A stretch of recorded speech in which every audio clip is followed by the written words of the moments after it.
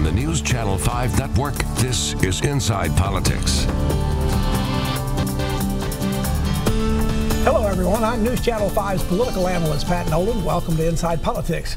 It was far from a quiet week in Washington or around the world these past few days.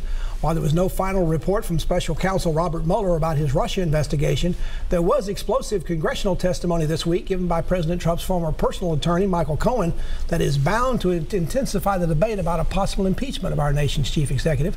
At the same time this week, for the first time, the U.S. House voted to nullify a presidential national emergency declaration. Will the U.S. Senate or President Trump, through his first veto, send that to the side? And will the funding over the southern border wall go into an extended court fight? Or will GOP senators led by Tennessee's Lamar Alexander lead a revolt against an emergency declaration and seek another way to fund the wall? Meanwhile, overseas, there was a second summit seeking to bring peace to the Korean Peninsula, while there were threats of war and nuclear attacks between Pakistan and India and the U.S. and Russia. To bring all these matters into context and perspective, we welcome MTSU political science professor Dr. John Weil as our guest on Inside Politics. Dr. Weil, welcome back to the show. Thank you. Pleasure to be here. Yes, it is. Let's begin with the testimony given by Michael Cohen. He called the president in his written statements a racist, a con man, and a cheat. Those are strong words, but are they impeachable offenses? Well, you could commit activities as a con man that could land you in jail, but certainly being a racist is not an impeachable offense. Being a cheat would depend on who you're cheating. If you're cheating taxpayers, possibly. Or the government, yeah. I mean, the three constitutional grounds for impeachment are bribery, treason, and then the more elusive high crimes and misdemeanors. Some of the testimony seems to point to some high crimes, perhaps. In the area of bribery, does the Stormy Daniels thing go into that direction, or is that more in a violation of the federal election laws? Well, of course, knowing violation and knowing violation of campaign laws and violating them is fairly serious. Possibly could be an impeachable offense. Did you find Michael Cohen credible as a witness? I thought his opening attack was focused less on things. I thought it was too wide. Again, whether he's a racist or a cheat, what we want to know is, has he committed offenses that are against the public interest? I think he redeemed himself a bit on the couple occasions where there would be a really outrageous accusation, Trump had beaten his wife, or, that, was there direct collusion? And in those cases, he either, categorically denied it or said that he didn't have enough evidence. So Michael Cohen is about to go to federal prison for 3 years for among other things, lying to Congress. Yes. Is there any reason to believe anything he says is credible? Well, as I heard, there were a lot of people who brought this up. I remember, reading about a person speaking to a jury in a case involving probably organized crime, but basically apologizing for the fact that he didn't have a lot of preachers and Sunday school teachers that he could bring up to testify, but that really wasn't the kind of person that they associated with. One of the troubling things is, if he is as much of a liar and enough to be convicted, what was he doing around Donald Trump for 10 years? Now, of course, not all of them were when he was president, but certainly raises some concerns. The Republicans on the Hill and on the committees went after him pretty hard about his veracity. One, even before it started, at least he wasn't a member of the committee. Another congressman actually went after his potential extramarital affairs, although he later retracted the tweet he put up about it. But did the Republicans, were they very effective in that? It seemed that they didn't do much defending of the president. They went after the veracity of Michael Cohen, but they didn't defend the president very much. They were effective to the extent that they had one theme and they hammered it over and over. So, particularly those who are following them, that's what they're going to remember.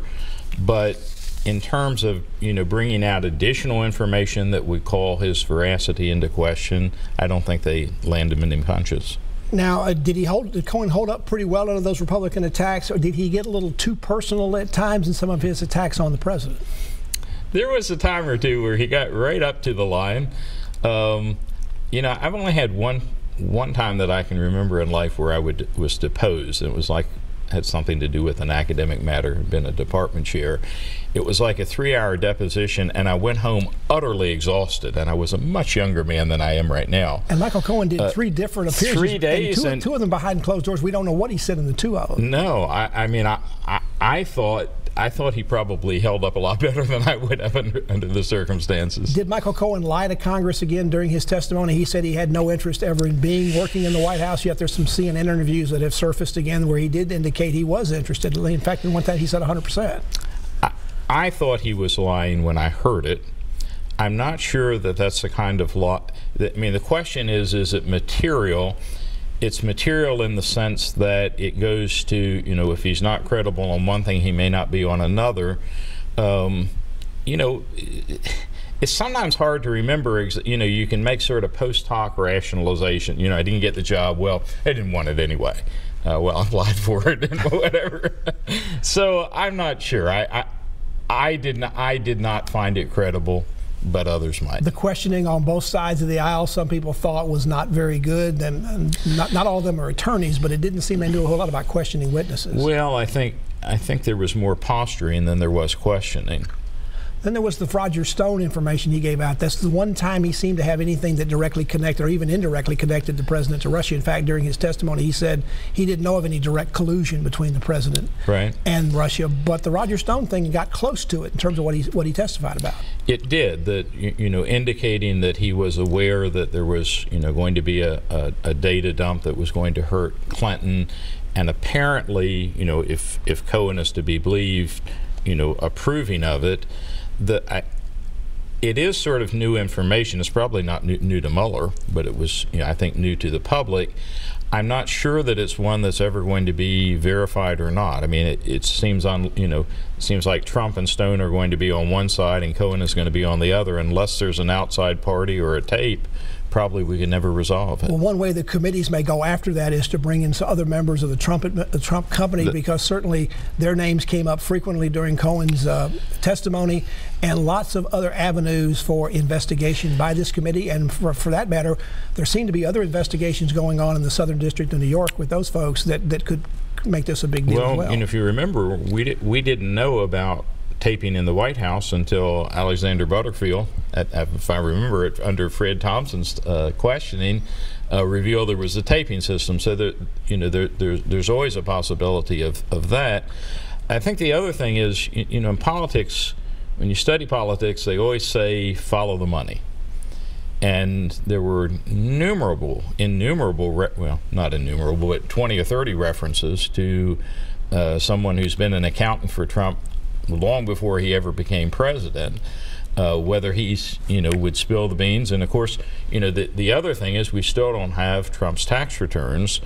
If this gives a wedge into, well, we need the tax returns in order to, you know, ascertain did he in fact record that he was giving, you know, payments to Stormy Daniels, or I thought one of the more interesting things was the story of the picture.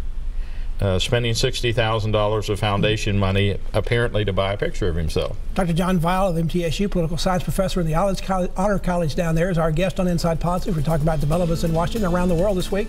Back to continue our conversation after this break.